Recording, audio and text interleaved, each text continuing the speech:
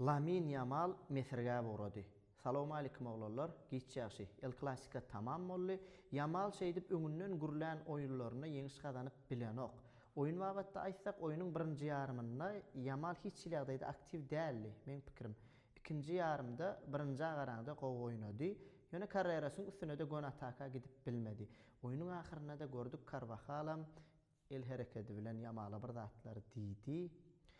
Umuman oglanlar durmuşda da, futbolda da menmerlik gowzat däl. Başa bela iki barmak dillen geler. Oýuna geçsek, oýun birinji bilen hakykatdanam El Clasico lezzetini berip billi, gyzykly oýun boldy. İkinji aýtjakladym, dogrusyny dogry aýtsak oglanlar, Real Madrid çyndanam üstün oýnady, dürs oýnady. Xavi Alonso we futbolçular hakykatdanam gowy taýýarlyk görüpdir.